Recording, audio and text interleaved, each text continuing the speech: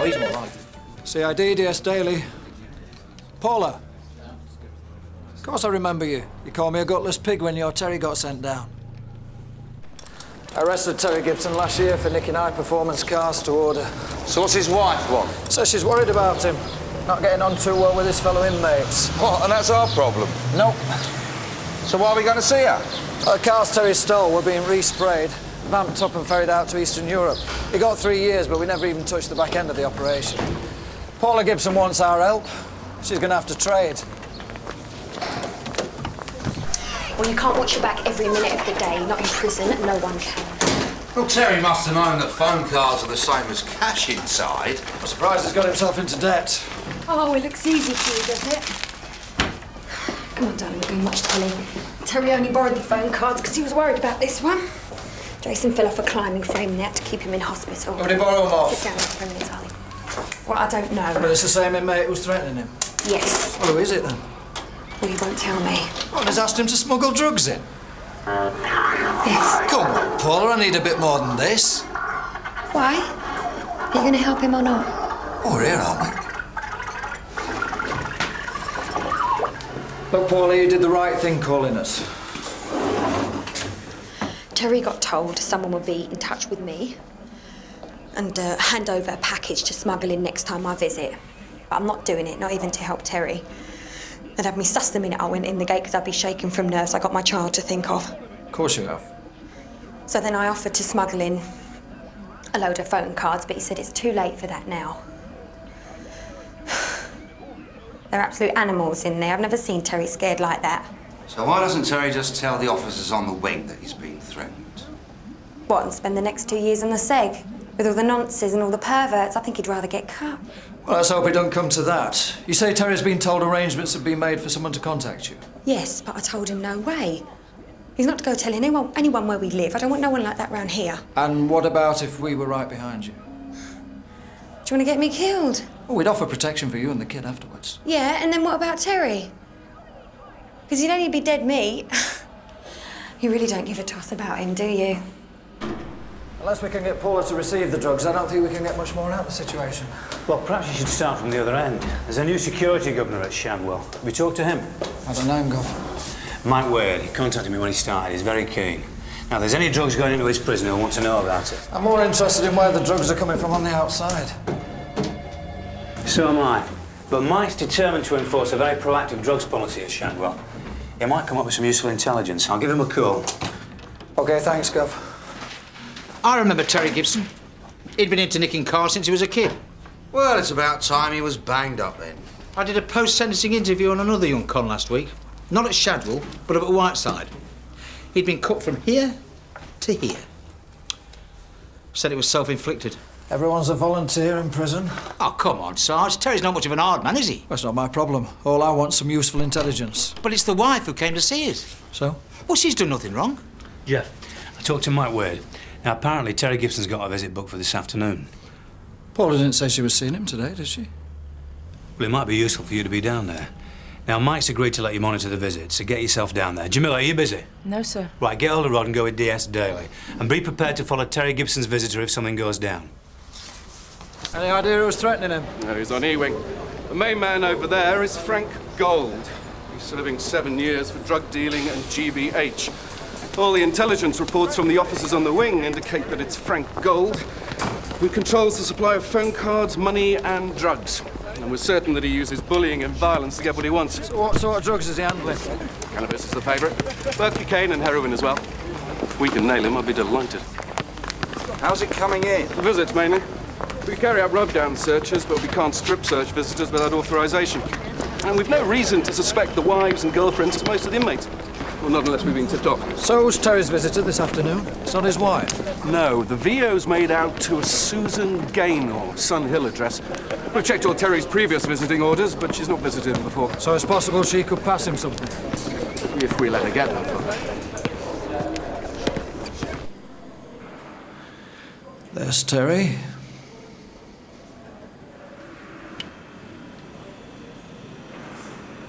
Oh, she got through then? Either she's clean or she knows the routine.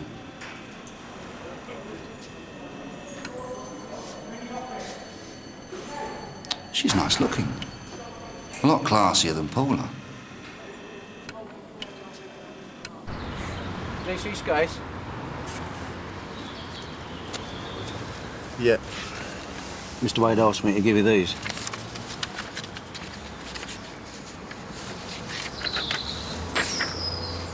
Susan Gaynor. Yeah, I wouldn't expect her out for a while yet. OK, thanks.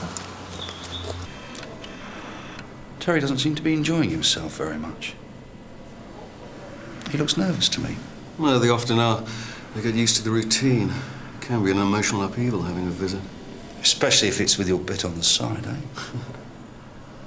Something's happening. Well, I didn't catch anything, did you? No. Nothing. Hang on. What's this?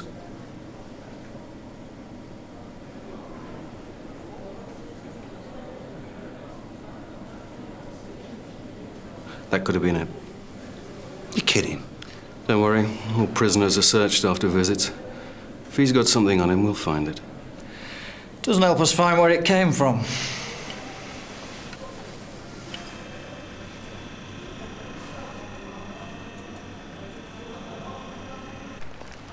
Rod?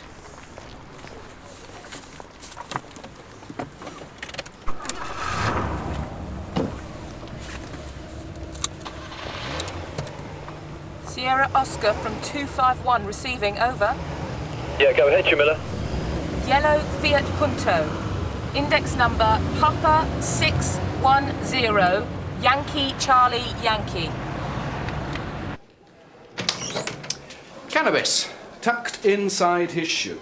Bit of a risk, wasn't it? Obviously didn't fancy the other alternative. Mike Wade. Yeah, for you. Jim Carver. Terry Gibson's visitor gave the name Susan Gaynor and a made-up address.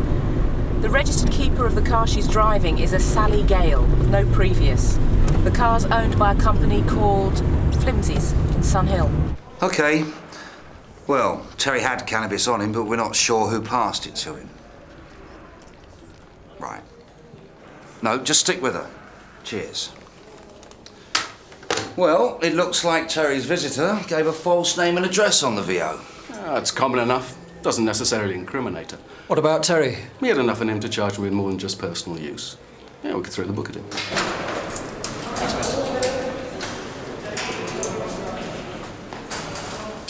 You know Jess Daly from Sun Hill? I thought I was being adjudicated internally. That's right. But he has some questions. Why should I talk to him? If it wasn't for him, I'd be at home with me, Ben. I'm sure you would. You lot have been picking on me since I was 13. I've never hurt anybody. I just like cars, that's all. No, don't waste my time, Terry. I'm only here because of Paula. Never. Said she's worried about you. Asked for my help. Said you've been threatened. Is she right? Paula says you owe money for phone cards from when your son had an accident. Nah. I got that sorted. What have your dealings been with Frank Gold? Nothing. I told you, it's all sorted. And your visitor this afternoon? Who's she? Seemed pretty friendly. Known her long, have you?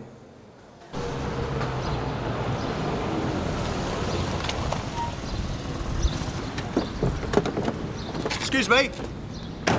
Sally Gale. Yes?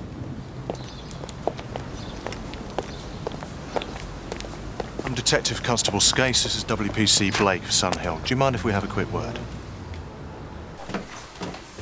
Sorry about the mess. I run my own little business from home and I'm giving a sales party later. Sales party? How does that work then? Well, a lot of women are too shy to go into a shop and try on items like this. So I create a more adventuresome atmosphere. I do very well. Sure you do. I believe you visited Shadwell Prison this afternoon. That's right. Who did you go to see? Terry Gibson. Known him long? A while. Did you give Terry anything during the visit? Just a little TLC. When he left the visits room, he was found to be in possession of cannabis. Do you know where he got it from? Absolutely no idea. Frankly, I'm amazed. Did you notice anyone else give anything to Terry during the visit? Anything at all? Probably one of the screws planted it. You entered the prison using this visiting order? Yes. In the name of Susan Gaynor with a false address. I don't like being checked up on. It's bad enough the way the screws look at you. Make it obvious they think you're scum just because you've a friend who happens to be in prison. Does Paula know you visit Terry? Paula? What do you think? I'm asking you. No, well, she wouldn't, would she? Cannabis? Well, why the hell am I bothering to try and protect him? Do you think I enjoy talking to you? It's bad enough already having to drag my kid up there, letting him see his dad like that. What happens now? He'll be adjudicated from within the prison. Who do you find to bring drugs in then? We can't be sure. Oh, you had a visit? Yeah. That's where you can help us, Paula. If he's called someone else in to get him out of this mess, we want to know. Well, he didn't tell me nothing. See, if we can trace the drugs back to where they came from, it's going to help convince the governor that Terry was an unwilling courier. Can't you tell the governor that anyway? Yeah, but if the prison understand the pressure he was under, it's bound to help his adjudication. You asked us to help you. Yeah, I know. See, Terry's problems on the wing are far from over. Having these drugs confiscated has just dug him in deeper. He only borrowed phone cards because he was worried about Jason. I know. So why doesn't he ever think of us? I swear it's worse for the families than it is for them. So, might Terry have turned to some old pals for help? He's going to lose remission now, isn't he? Or we'll be on closed visits, stuck behind a glass screen with some screw listening to every word. Jason's going to love that, isn't he? Paula, Terry stole cars to order. No one else went down. Someone owes him a favour. That's all you're after, isn't it? Because you don't care about us. OK, Paula, if you won't help us, there's nothing more we can do.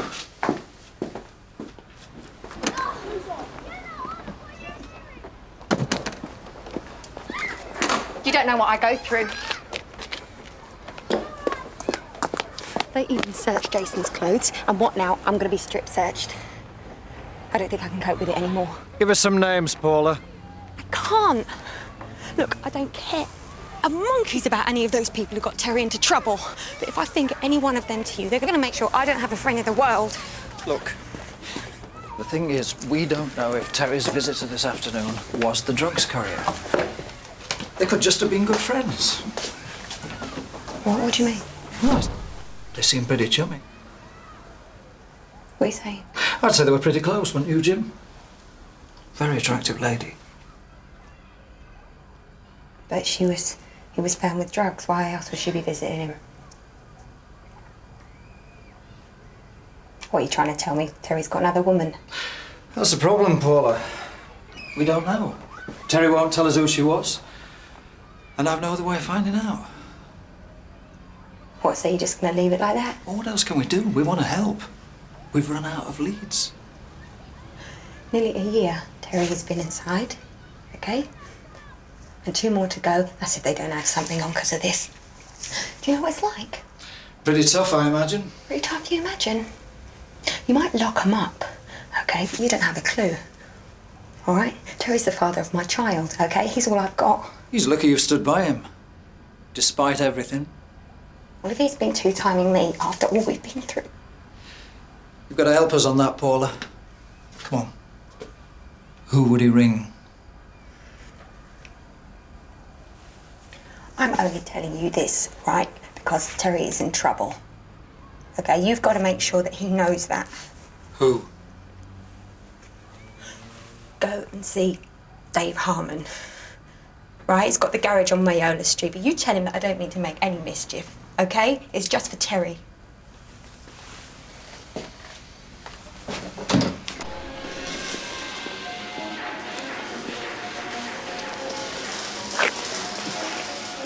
Looks interesting. Might get something out of the day's work after all. Get something out of tormenting Paula Gibson, you mean? Look, for all we know, Sally Gale might just be Terry's bit on the side.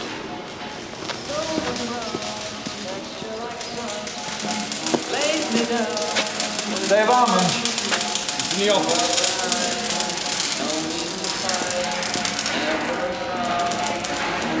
Clearment components, £200. Supposed to be paid 4 weeks ago. I paid it. Dave Harmon. Are you sure? Who wants him? D.S. Daly, Son Hill. What's it all about? Terry Gibson. Never heard of him, mate. He's in a spot of bother. His wife, Paula, said you may be able to help. She wouldn't ask unless it was serious. He's doing bird, isn't he? That's right. He's not been in contact recently. Not since he went down. You always this nosy, mate. What's the trouble? Terry's got himself into debt to another inmate. Has he been in contact with either of you? No, not at all. Do you know if he's friendly with a woman called Sally Gale? Oh, she's the one that does those naughty underwear parties, isn't she? So you know her then? No, I've never met her. Never even spoken to her. Look, does Terry know her? How the hell should we know, mate? Look, I've got work to do. Please, if you don't mind.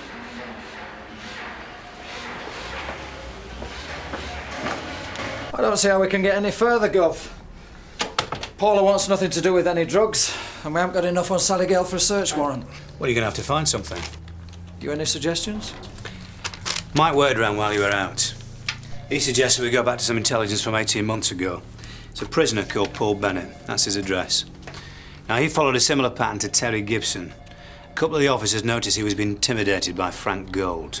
2 weeks later, he was found with drugs on him after a visit. Is he still in Shadwell? No, he left over a year ago. OK. I don't want Frank Gold sitting in that prison thinking he can get away with anything.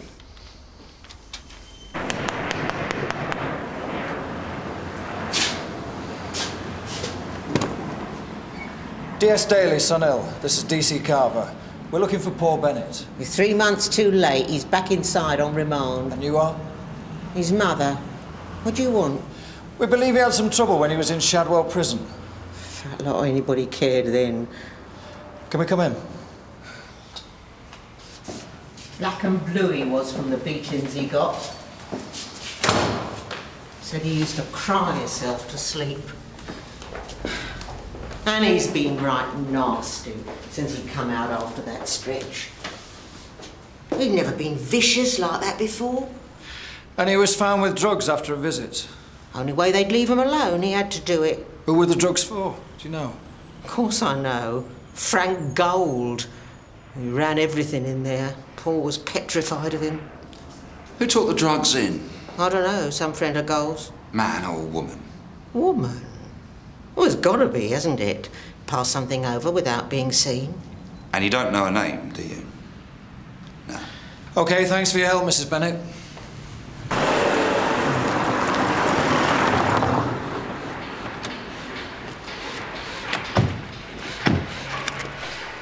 Hello, Mrs. Harmon.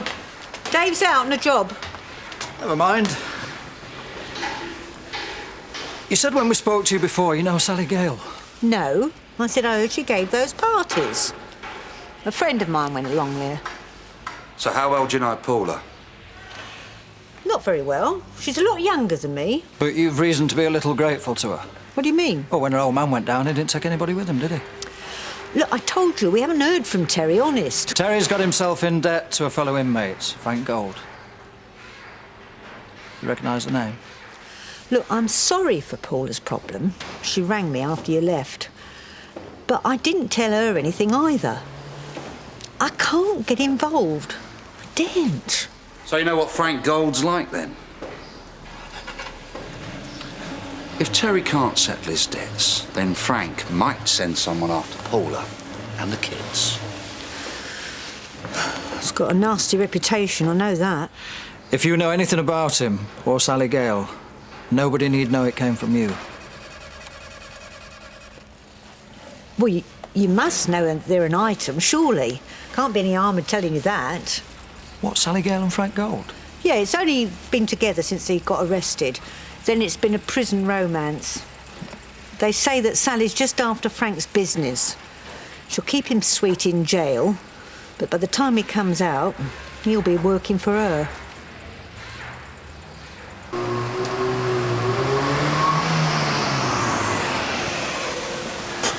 Hello, Sally. Got a warrant to search your premises. Okay. It's for you.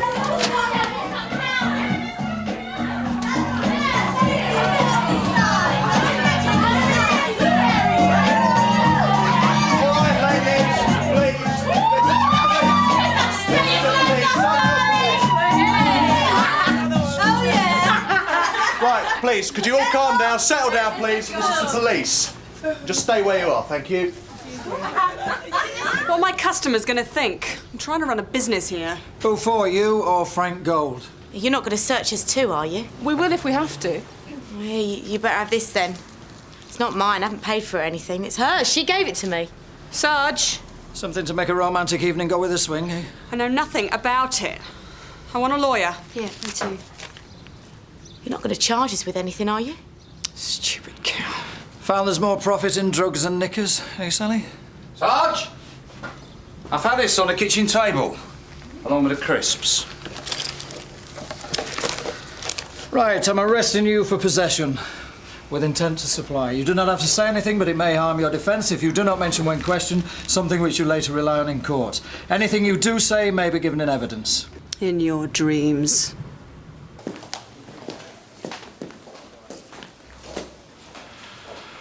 Right, I'll grab a coffee and look at the file on Frank Gold, then we can start the interview. What about Paula Gibson, Sarge? What about her? You are going to let her know what happened. I'll ring the prison. They'll take everything into account when Terry's adjudicated. You've got to put her out of her misery, Sarge. You deliberately let her think that Sally was Terry's girlfriend. Sarge, do you fancy taking a look at David Harlan's garage tomorrow? Yeah, let's check how many of them cars were actually brought in by their owners. I think we should go and see Paula, Sarge. Well done, Jeff. Good result. I'll have a word with Mike Wade before you interview Sally Girl, and he can fill you in on when she visited Frank Gold. OK, go. Got Terry Gibson moving first thing in the morning. I don't think you'd want to be there when Frank Gold finds out we got his lady friend in custody. Oh, and I hope you're keeping Terry's wife informed. She took a big risk coming to us in the first place. Oh, of course, Gov.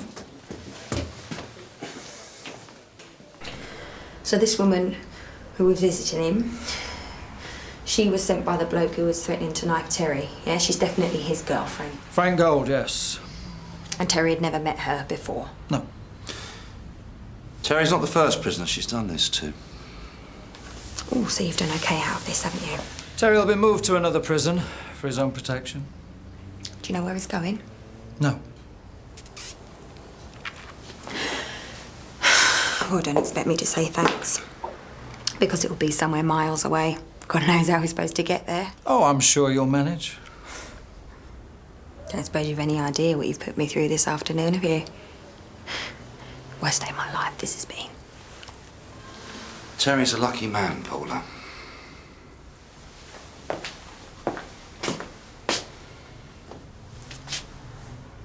Thanks for all your help.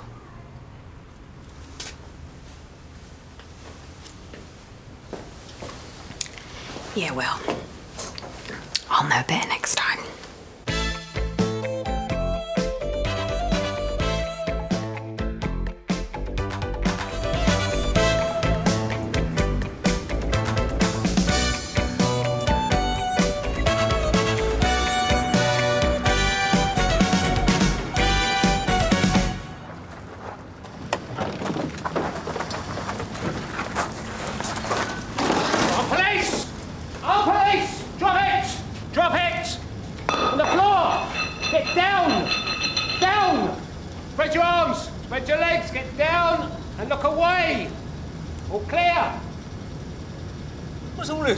Warrant to search your premises, Vinny, for illegal firearms. What is it talking about? It's about you buying replica handguns and turning them into the real thing. No guns here. Oh, mind if we take a look then, will you? Start with it. Get up. What's he doing now? 20, 18. Check him out.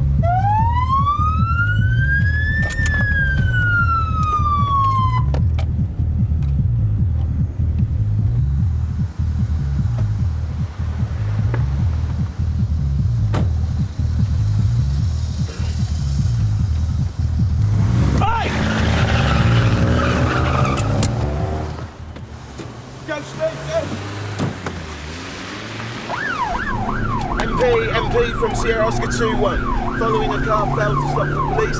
Galacta Street, Sierra Oscar section. Braking. Turning right into Bagford Road, heading west. Sierra Oscar from 85, we're on our way to Bagford Road now, quick! Car now accelerating, doing 55, 60.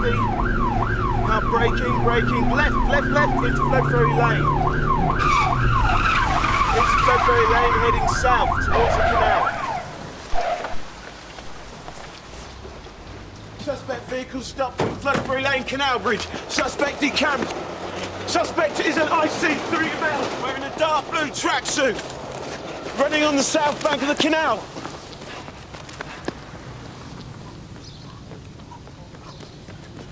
Now entering the Neverlake estate.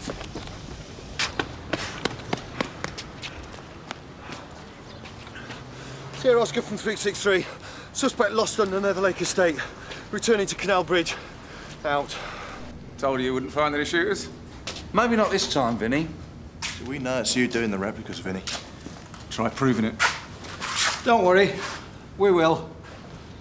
Waste of space, the lot of you. Go on, clear off. Thanks for your time, Mr. Jessup.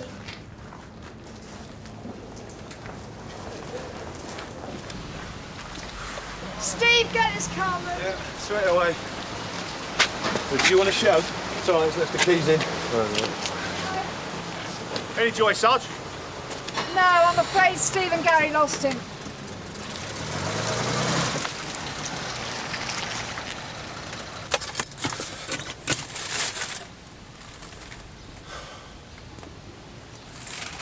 Sarge, Yeah?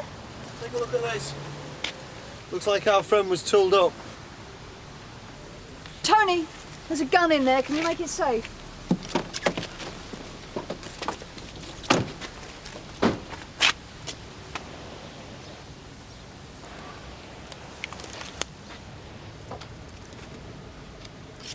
Browning, 9mm.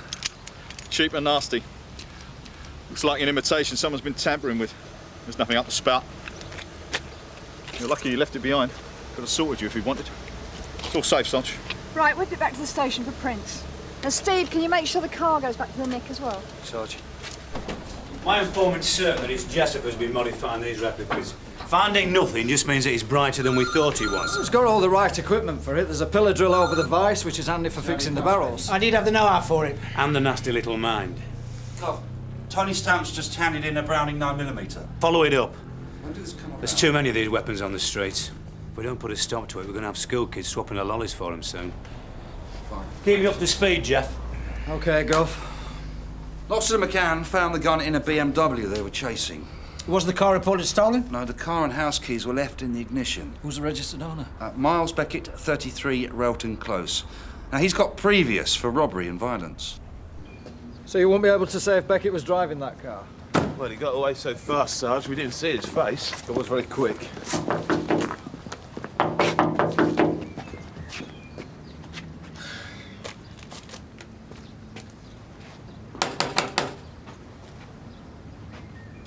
Doesn't look like anyone's in. Sarge. What's up? Mr. Miles Beckett. Yeah? I'm DS Daly, this is DC Lines, PC Loxton and McCann. What do you want? Do you own a grey BMW, registration number C503HEP? What if I do? And where is your car now? Should be parked over... Where's it gone? Don't say someone's nicked it. We found your car, Mr. Beckett. Not smashed up, is it? No. You driven your car this afternoon? No, I've been running. Where were you between 2 and 2:30 this afternoon? Look, don't give me a hard time. I've just lost my car. Look, it's no big deal, right? Just tell me where it is and I'll go and fetch it. Not as simple as that, Mr. Beckett. You explained to us why an illegal handgun was found in your car. You're joking. Don't look as though I'm joking. It must have been left there. Look, I'm the victim here, right? Tosh, the keys we found in Mr. Beckett's car. Try him in the front door, will you please? Yes, Sarge. Do you want to just step up to your house?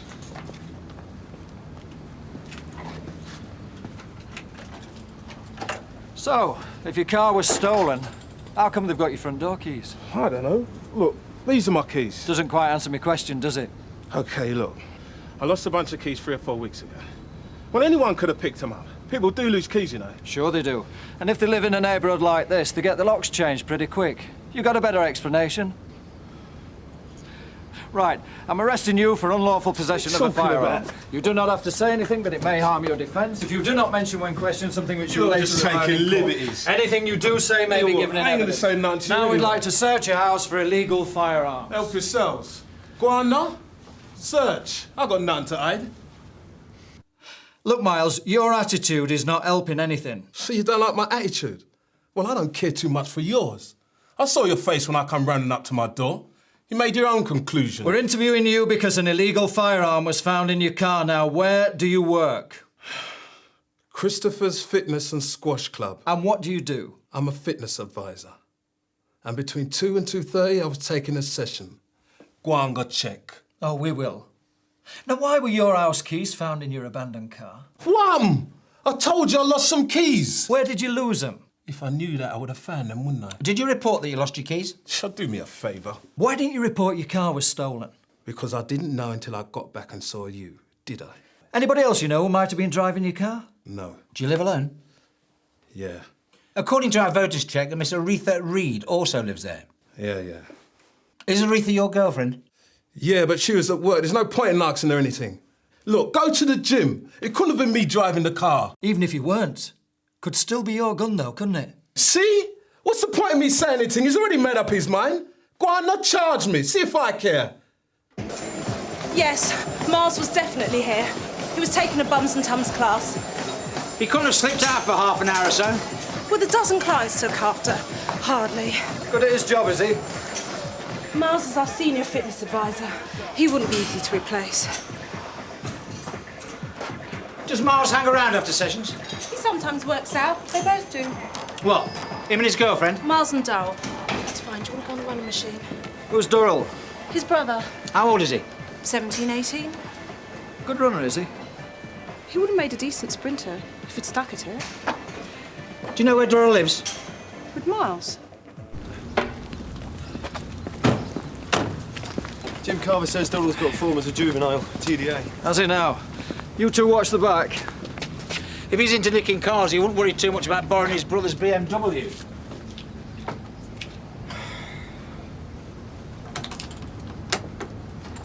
Yes? DS Daily, DC Line, Sunhill. Miss Aretha Reed. Yeah. Miss Reed, does Darrell Beckett live here? He stays here sometimes, yeah. Is he in now? I don't think so, no. Would you mind checking for us? What's all this about? We just want a quick word. Look, I'm sorry, I just dashed in for a moment. I'm due out on another call. It won't take a moment. I'm sorry, I'd rather not. Come back later when my boyfriend's back. Yeah, well, I'm afraid he won't be. What do you mean? We're holding Miles down at Sun Hill. What? He's suspected of unlawfully possessing a firearm. You're making a mistake. Miss Reed, we need to speak to Darrell. I think he's upstairs. Thank you. Hey! Here! Come here, man, kids! Don't move, Beckett! Darrell Beckett. Yeah! You're nicked. Darrell, were you driving your older brother's car between 2 and 2:30 this afternoon? No. Where were you at that time? Well, I was at home, innit? At 33 Rowton Close? Yeah. And you didn't go anywhere else? No. I was there all the time till you lot arrived. So, when Aretha got back home from work, you were already there? Yeah. And she'll confirm that when we ask her? Well, of course. When dear Staley and I arrived, why were you trying to run away? I never. Oh, so you accidentally fell out the window? If you were in the house all the time, why didn't we see you when we searched the house at 3:30 this afternoon? Well, maybe I did go out. I think maybe you did, Darrell. Where? You see, I think when your brother went to do his lunchtime job at the gym, I think you decided to take his car out for a spin. Oh, I never. I can't drive. Come off it, Darrell. When our officers tried to pull you, why did you drive away? Scared? No. Worried? Because of the firearm you got in the car? No way, man. But I bet you had to wait for Aretha to let you in, didn't you? Because you'd left your keys in your brother's BMW. We'll ask her. Darrell, illegal possession of a firearm is a very serious offence. Are you aware of the penalty it can carry? What? Up to 10 years. I've got to think about this. Do? Now, just suppose, yeah, and I'm only supposing, right? Yeah. Suppose it was me. It would be taken into account if you help us with our inquiries. What do you mean, help? Tell us who supplied you with the gun. Look, I don't know nothing about no gun. I drove the car. Now just charge me with TDA again and get me out of this stinking place. Do I have to go back in? Yes, you do. Now, come on. Get it. Boring, man. Look, can't sit out there on a bench. It's not like I'm dangerous or nothing. No, he can't. Come on, Daryl. You're in the big boys' league now. Yeah, he is. Come on, man. Right. We're no nearer pinning anyone down with a gun now. At least Durrell's admitted driving the car. Yeah, well. Tosh, that was Polly. There's an Aretha Reed in the front office asking for you. I wonder what she wants. Probably wants a boyfriend back. Aretha? Is there somewhere we can talk? Polly, is the interview room free? Yeah, Tosh, go ahead. Thanks. What's happening about Miles? We need to interview him again. Look, I swear on the Bible, he's innocent. If Miles is innocent, he's got nothing to fear from us. Well, I know a few people who wouldn't share your confidence in that. A gun was found in his car. Aretha, is there something you want to tell me? No. Well, if you've got nothing to say, I've got work to do. Well, I'm not leaving without Miles. You better sit outside then. If you do change your mind about talking to me, let me know. There's been one or two developments since our last chat. Yeah? Like what? Like your little brother. Why don't you tell us he stays with you? Because he's got nothing to do with it. We've arrested Durrell. He's admitted in interview driving your car. Is the gun his? Or is it yours? You knew as soon as you saw us this afternoon he was in trouble, didn't you? No, I didn't. Right mess my little brother had got himself into. Car chase, loaded gun, and to cap it all, he'd left his house keys behind. Miles, Durrell's implying the gun was already in the car when he took it. Isn't it about time you started looking after yourself? You've got nothing, have you? No witnesses, no fingerprints. You need a confession because you got no evidence to link Durrell and me to that replica. We have now. There's no way you'd know that gun was a replica unless you were familiar with it. Replica's what you two called it. I picked it up off you. You check your interview tapes. Neither DC Lines nor myself has ever used that word. You can't put me away for using some word. I don't own that gun. Illegal possession isn't about ownership. It's about who controls the weapon. You've just shown to us that you're familiar with the gun found in your car. Now, who supplied that pistol? I want a solicitor. You need a solicitor. So Miles used the word replica, and Durrell's admitted driving the car. Well, if that's all we've got, any half-decent lawyer will walk all over us. Get those brothers to nail the guy who's been doing the conversions. Put them under the cosh and get one of them to squeal. Easier said than done. Sarge, there might be another way. Why is Aretha so certain the gun isn't Miles's? Maybe she knows who it really belongs to. Miles and I are supposed to be getting married in 10 days' time. I don't know what I'm going to do. Everything's arranged. We've got family flying in from Jamaica. Are you going to let everything be taken away from you just because his little brother wants to play around with guns? Miles should get 10 years for this. 10 years? That's the maximum for unlawful possession of a prohibited weapon. His record won't help. 10 years? Oh, it doesn't have to be like that. Have you got any information that'll help Miles? Was it Durrell's gun? Miles wouldn't want me to say anything. Does Miles know what's best? You say that he's incriminated himself on tape. Miles wouldn't have called it a replica unless he knew the gun. I suppose it's not his gun. Having control of the weapon's enough to warrant a charge of possession. And will you charge him? It looks that way, yes. It's so unfair. Yes, it is. If it wasn't his gun. Was it Durrell's gun? Of course it was. How can you be sure? Because Durrell bragged about it and Miles went spare. Do you know who Durrell got the pistol from? No, I didn't ask. All I wanted was that gun out my house. But you didn't report it. It doesn't work like that. Aretha, are you willing to make a statement saying it was Durrell's gun? People who know about these guns and do nothing are as guilty as the ones who pulled the trigger. Don't tell me what to do. It's not your marriage that's on the line. Will you make a statement? No. I can't. I see. You won't tell Miles I said anything, will you? Thanks for your help. I don't believe this. It's not a gun, it's a bag of bits. Report says that the gun exploded when they were testing to see if it was a lethal weapon. The sear had been filed. It was fully automatic. It would have been lethal to anyone who fired it. They also say the conversion's similar to the other replicas that we reckon Jessup's been turning out. Well, it's not much use now, is it? On the contrary. Reether's told you the gun belongs to Durrell, and the lab report indicates he got it from Jessup. Let him think his big brother's grassing on him, eh? Might soften him up a bit. Yeah. What's the matter? Hey, I've got a real problem with this, you know. There's nothing happening in here, man. There's no sound, no TV, no nothing. And what did you expect, Disneyland? You got to understand, silence kind of makes me sick. It does my brain in. Well, it has the opposite effect on me. Listen, can't I go with my brother? No. Not cracking up, is it, Bob? No, it's going that way. Interview, please. Right. So, all the excitement getting to you, is it? What do you want? What do you think he wants? He wants to interview you, or would you rather stay in here? No, I wouldn't. Right, come on then. I'll sign, Sarge. Right. I ain't telling you anything. We'll go for a change of scenery then. We've got some fresh evidence. Might interest you. That won't make no difference. It's been interviewing your brother. He ain't told you anything. Well, you'd be surprised. You know what it's like in those cells. Plenty of time to think. Yeah, and? Put yourself in Miles' place. Aretha's got to come first. So what's he told you? The replica's yours. You got it off of Vinnie Jessup? He never told you that. Well, how would we know? We don't know Vinnie Jessup. No. Tosh! Yeah? Martin. You heard of a Vinnie Jessup?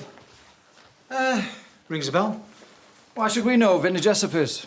Or that he's into converting replica pistols, unless someone told us? You think about it.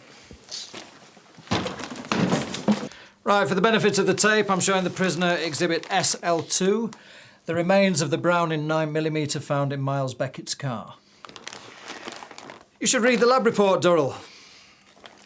It says that if you'd fired that gun, you could have blown off half your arm. The barrel was such a bodge job. I hope you didn't pay Jessup too much for it.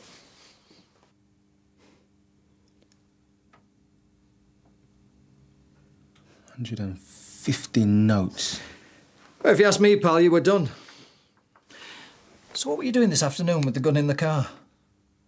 I was looking for somewhere quiet. To try it out? Well, yeah.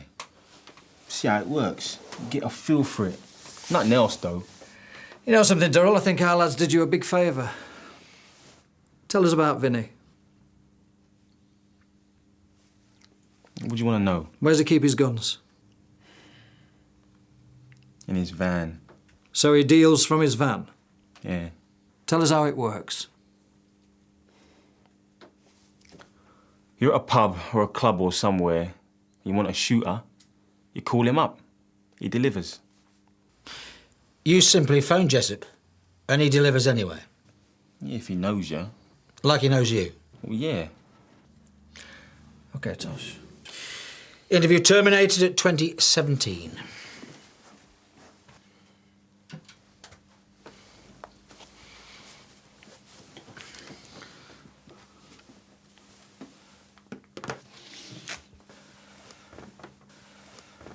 You want to give him a bell?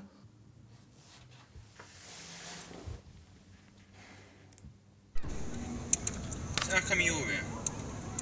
Somebody's got to be wired up. Yeah, but why you? Well, think about it, though. If it was anyone else... Jessup will run a mile, wouldn't he? And what's to stop me from legging it? Me? You? You couldn't catch me down by the canal, so... Yeah, but I didn't have my go faster trainers on then, did I? Dead round here, isn't it? It won't be for long.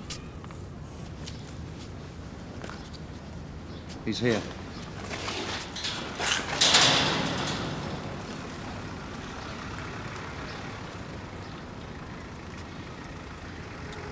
OK, just stick to exactly what we agreed.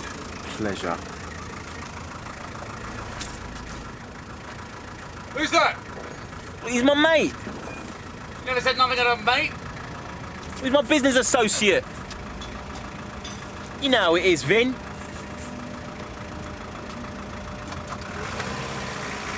We're losing him. We're losing him.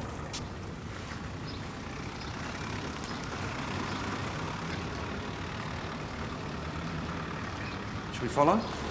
No, wait. He's backing up.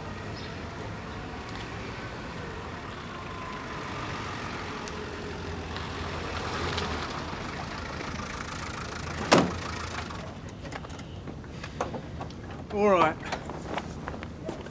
keep this to yourself, understood? Yeah. He's got more if you want. In it, Vinny, in your van. Yeah, don't shout about it. You got the money? 150, wasn't it?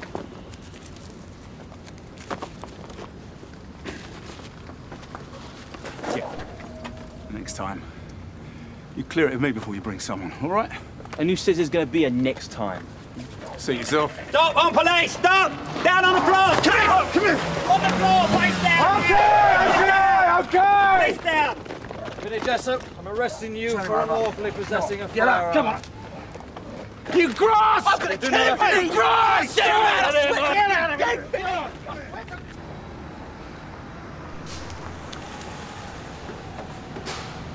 Vinny, what a pleasure. I'm suing you for this. In your dreams. So how did it go? 3 more guns plus ammo. Well done, great stuff. As soon as you've finished it, let me have your report. Should make good reading. Out. Hey, Miles! You dropped me in it, man! Come here. Me? Yeah! You stitched me up! This way. I'm your brother, Miles! Can't do that to me, man! You stole me, Miles! I'm your brother, man! Come here. I don't understand. Hold on. You don't need to. Miles, come on, let's go home. D! D! I never told him anything.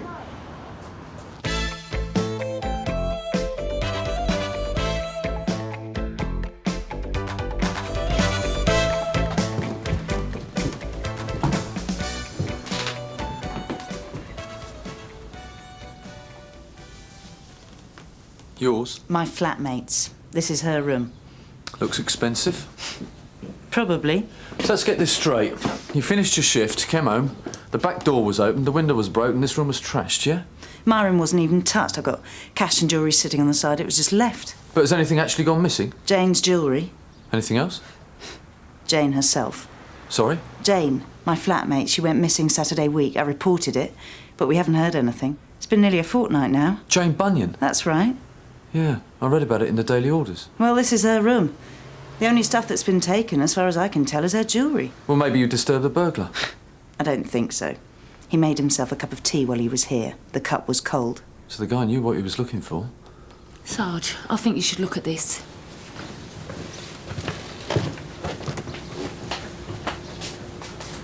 Point of entry? The glass was broken from the inside. Whoever did this came through the front door and had a key. Sierra 1, Paget's Jewellers, the High Street. Mr. Paget, the owner, reports a suspicious man trying to sell him some jewellery. Can you take? Is that the one near the station, the Recon? Yeah. We're about 5 minutes away. Is this Jane? Yeah. Looks like she's enjoying herself. It's not a crime. Wearing that dress could be an arrestable offence, though. Was Jane in debt? No. Was she insured? You think Jane did this? It's a possibility. Whoever staged the burglary had access, knew you were out, and was confident enough to make themselves a cup of tea. I don't believe this. Look, Jane's been missing for nearly 2 weeks. She's not in trouble. She certainly doesn't need to fake a burglary. And in case you're wondering about me, I'd have to be pretty stupid to burgle my mate's stuff and not touch my own. Who else has got access to the flat? John, I suppose. John who? Walk. He runs the travel agents on the High Street. This is his flat. We rent it. Anyone else? Jane had a... How can I put this? Jane's got quite a lot of boyfriends. Some of them had keys. Any names? Paul Maitland is Mr. Monday night. Jane bought her car off him. Then there's Ray Sweeney Tuesdays. Trevor somebody or other on Wednesdays.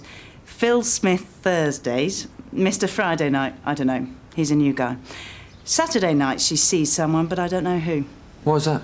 I'm usually out myself. Stop over at my boyfriend's. And Sundays she does her hair. Busy girl. She's got a little black book with all the names in it. Where? Locked in her desk at work. 18 carat, it is not rubbish. It's going to be worth at least 3 figures. Not to me, sir. It's not hockey. Sir, Hello, Chris. Wait!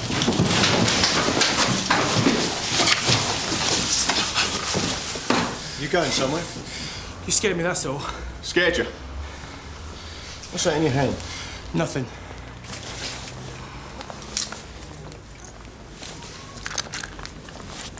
You assured me you were going straight. I was. I mean, I am. You know this man? Oh, yeah, we've arrested him once or twice. You could have been out more than a couple of weeks. 6 months. 6 months? Yeah, time off for good behaviour. Besides, the prisons are overcrowded, aren't they? So where did you acquire this little lot? I've got receipts. I'm sure you have.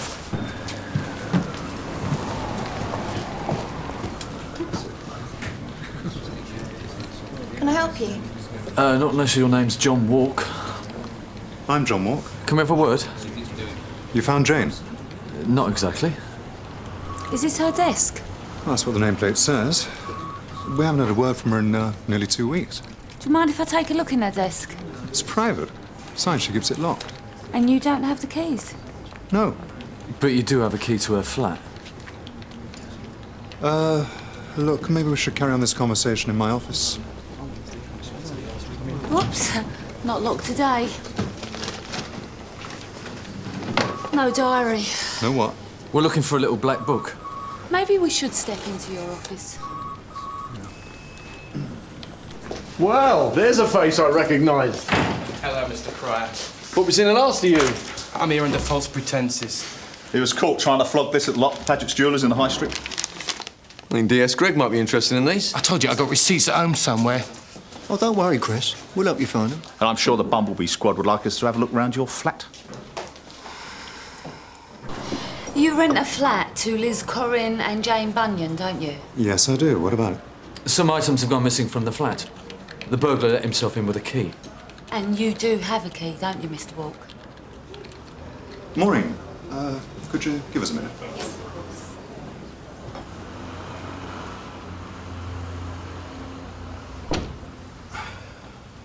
Yes, I do. But I'm not sure this is the time or the place. Were you and Jane close? What makes you ask that?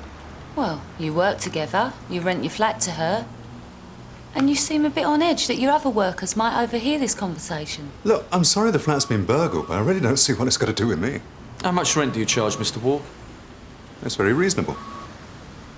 Look, OK, Jane and I had a thing going. But it was A what? We had an arrangement.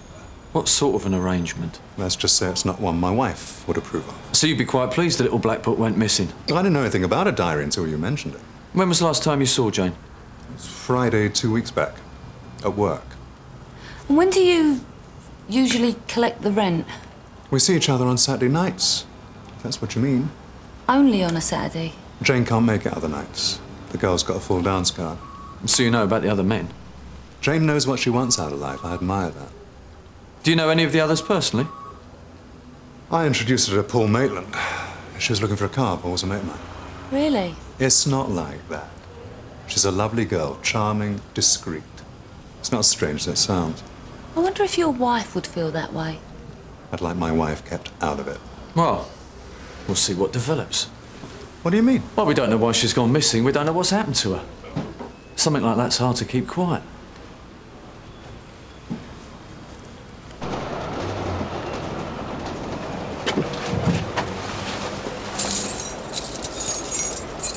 Got enough keys there, Chris. Yeah, well, you can't be too careful nowadays. It would save a lot of time and a lot of bother if you just told us where you got the jewellery from.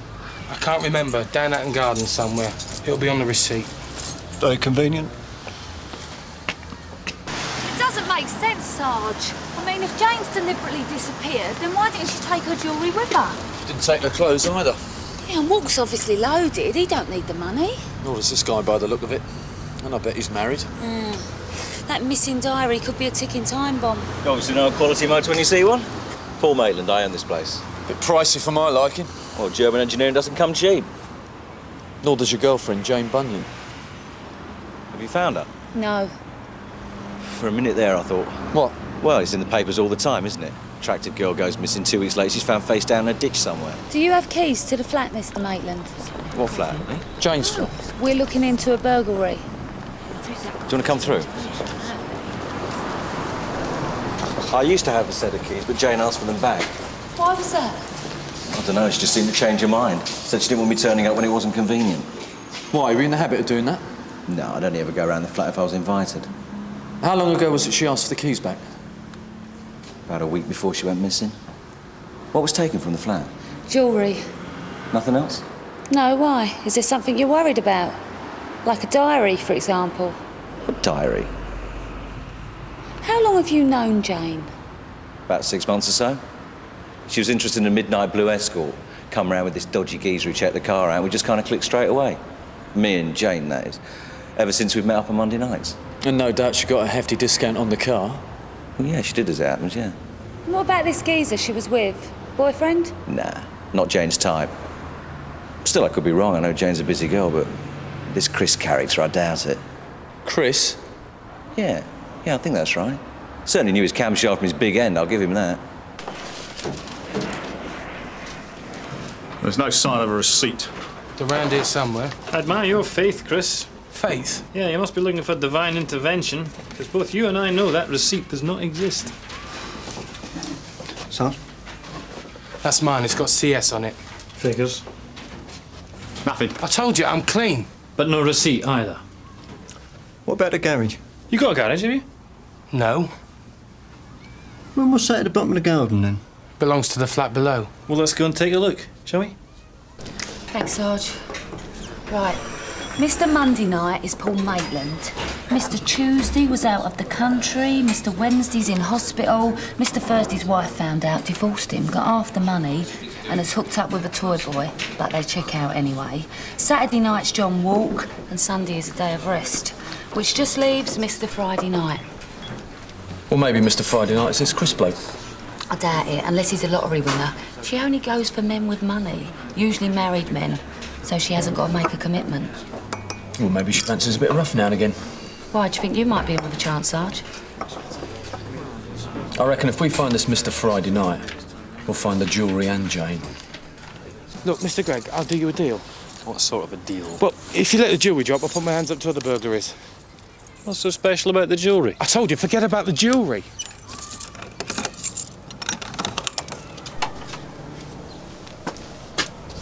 Sarge? Sierra Oscar 595 receiving. Go ahead, Tony. Have a vehicle check, please, Narika. Dark blue Ford Escort. Index Mike 166 Lima uniform. It's a Charlie. friend's. Did your friend have some kind of an accident? Look, Mr. Gregg, honestly, I did 5 houses in College Street last week. 5 houses. I mean, there's videos here, CDs, cameras. All I ask is that you let this jewellery drop. You know I can't do that. Tony, this one's flagged a midnight blue Ford Escort, owner Miss Jane Bunyan, a mitzvah. Can you repeat that, please, Narika? Yes, Jane Bunyan. She went missing nearly 2 weeks ago.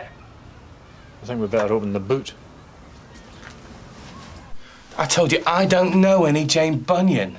You told me the car belonged to a friend. I said I was doing a favour for a friend. Which friend would this be? Well, not a friend, a mate, an acquaintance. Only you can't remember his name, where he lives, or what pub you both drinking. You got nothing on me. We've got the jewellery. You put your hands up to the burglaries in Collett Street. And as we speak, Soccer examining the car we found in your garage. Sounds like a whole lot of nothing to me. Do you know Paul Maitland? No. Jane used to see him on Monday nights.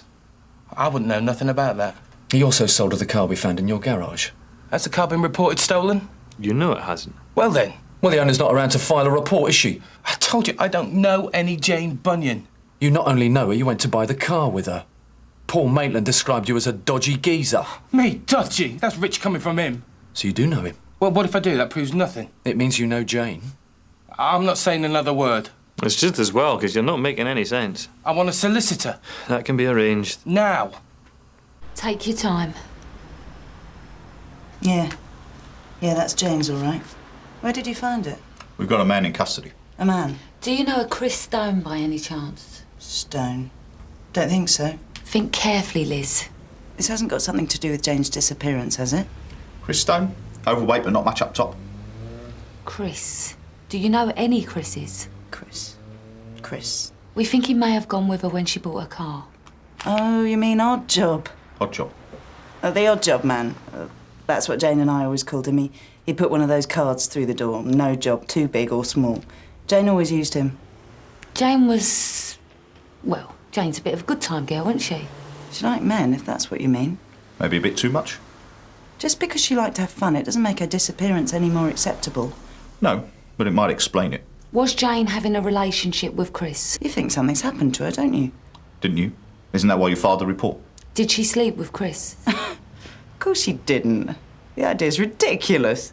Well, she slept with your landlord. Yeah, maybe not so ridiculous after all. This coroner has confirmed that this jewellery belongs to her flatmate, Jane Bunyan. The jewellery was stolen from their flat earlier this morning. The burglar had a set of keys. These are the keys we used to gain entry to the garage at the back of your flat, for the benefit of the tape exhibit TS2. Do you recognise them? This is a key to the flat at Chiswick Road. Liz Corrin has kindly let us borrow it. I'm willing to bet that we can find a match to this key amongst the 15 keys you have on your keyring.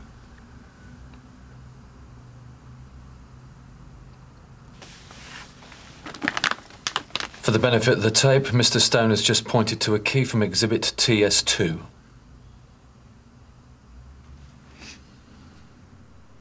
Jane and I were lovers. Go on. Well, I loved her and she loved me. And we were going to get married and have kids, move out of London, get a place in the country. Milton Keynes, maybe. What went wrong? She's gone. If a fuse had blown or a sink was leaking, Jane would call Oddjob. Chris? Chris. Anyhow, he'd come round, do it, and that would be that. They never went out together? Not unless there was something in it for Jane. I mean, it's obvious he fancied her. Sometimes she'd tease him. Walk round the flat in her bra and knickers while he was changing the light bulb or something. But the attraction wasn't mutual. Jane liked blokes with well-endowed wallets. So you're saying she used him? No. I mean, it's obvious she took advantage of the situation. He went with her to buy the car to make sure she didn't get ripped off. Another time she was stranded at a nightclub and called him up for a lift. The most he'd get was a peck on the cheek. Yeah, but what if he got tired of a peck? What if he wanted something more substantial? You see, Chris, the way it's looking, Jane's been gone for some time now. Don't you think I know that? And you were arrested trying to sell her jewellery. We found her car in your garage with the windows all smashed. At first you tried to deny you even knew the girl. Now you're telling us you were lovers. But you still can't tell us where she is. Think about it. Some kids vandalised a car. She didn't want to report it. She's soft like that. I said I'd get it sorted. The car. I mean, I know a bloke in the windscreen trade. And the jewellery? She said I could have it. She said I could pawn it to pay off gambling debts. So you're saying you went round to the flat just to pick the jewellery up? Yeah. Why didn't Jane just give it to you? Or give you the money? Why don't you ask her that? We'd love to. But she's gone missing, hasn't she? Where is she, Chris? Where's Jane? Did Chris know about Jane's boyfriends? No, I don't think so. He always acted like... dunno. He seemed to think that Jane was perfect. Well, we think he could be connected with Jane's disappearance. He may be Mr. Friday Night.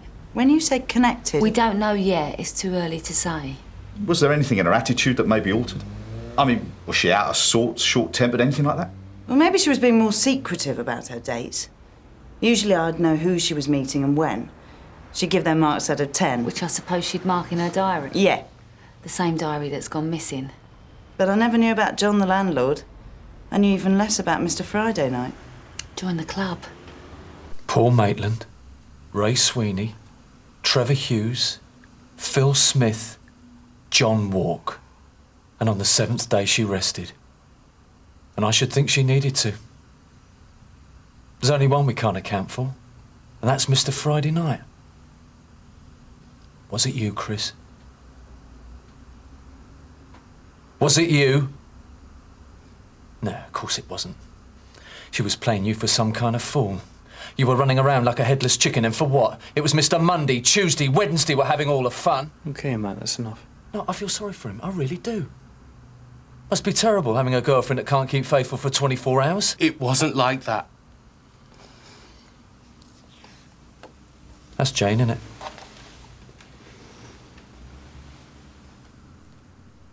Yeah, that's her. Knows how to enjoy herself. Plenty of friends. Don't talk about her like that. Don't ever talk about her like that. Like what? She's not like that. She's not like that at all. What happened? Did you catch her? Did you argue? Did it escalate to a fight? I suspected. I suspected for some time. Suspected what? that she'd been seeing other men. I taken to following her. I felt bad at first, but then I began to see. See what? It could have been so different, so different. We could have got married and had kids, but she came round early that Friday, and we argued, and she threatened to leave me for good. But Chris, she was never with you. You and her were never an item. I couldn't just let her go. I couldn't just let her leave. So I smashed the car up, smashed it so. I knew the jewellery was worth a few bob. I had copies of her keys from when I plumbed her washing machine in. She trusted me. First person in a long time to do that. I like that about her. Where's Jane, Chris? I just wanted to get back at her. I just wanted... The jewellery, it came from her other boyfriends. What did you do? But I began to feel guilty about nicking it. Then I just wanted to get rid of it. She used me. What did you do to her? You won't tell her, will you? Chris, where is she? I would never hurt her. Never. Can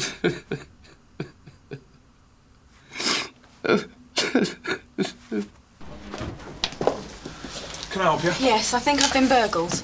You think? Well, I've been away, but I've come back to find my jewellery gone and my flatmate missing. I'm worried about her. All right, I'll just take some details. Name? Mrs. Courtney. Mrs. Jane Courtney. And you share a flat? Not anymore. We've just come back from our honeymoon. Jane. Liz! Jane. What are you doing here? Where have you been?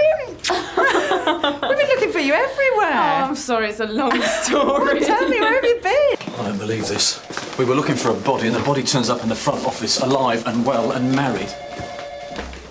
It was in a casino in Knightsbridge. We met, we fell in love, and we went to Las Vegas to get married. Why didn't you tell anyone? Well, this is Sergeant Boyden and Sergeant Gregg. They've been investigating the burglary and your disappearance. Oh, I feel terrible. I'm so sorry to have caused you all this trouble. It's all right. It's our job. Sarge? Shall we?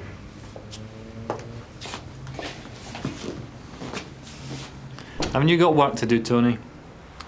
Yeah. I'd been having trouble with Chris for some time. He'd been following me, turning up all over the place. Could that be because you were leading him on? I think he mistook politeness for something else. Well, can you blame him? The man was stalking me. What, with a screwdriver and a sink plunger? Yeah, all right, Paul. What happened on the Friday? I decided to have it out with Chris. He turned violent on me, smashed all the windows of my car. I wanted him to leave me alone, but instead he threatened me. Threatened you? Not physically so much as threatened to cause trouble. What kind of trouble? I have a lot of male friends. Yeah, we know. Some of them are attached. He was going to tell their wives, unless, of course, I slept with him. Why didn't you tell anyone you were going away to get married? It was a spur of the moment. I mean, if anything, Chris made me realise what I was doing with my life. All these male friends, but what was I getting in return? Quite a bit, by the sounds of it. Jeff, my husband, he was different from the others. He's a widower. He understands loneliness. Makes him special. But marriage? Girl's got to grow up sometime. So I went back to the office, booked the flight and trashed my diary. Sort of a goodbye to all of that. Well, I suppose that's it then. That's it, Chris. You'll be notified of the court dates, but Mrs. Courtney isn't prosecuting over the jewellery. Mrs. Corney, don't you mean Jane? Oh, Chris, she just got married. What? Yeah. She tied the knot with Mr. Friday night. No! Jane! Jane, no! No! You can't get married! No, she can't get married! No! Chris, all right. Put him back in the cell, please. But you can't leave me! Jane! Jane! Bye. At least we got stone on the burglaries. I wouldn't have thought she was the type to settle down. Talk about a leopard changing its spots. Oh, I don't think so. He's seriously loaded. And he's pushing the wrong side of 50. He'll be lucky to outlast the expiry date on his road tax. Yeah, but what a way to go.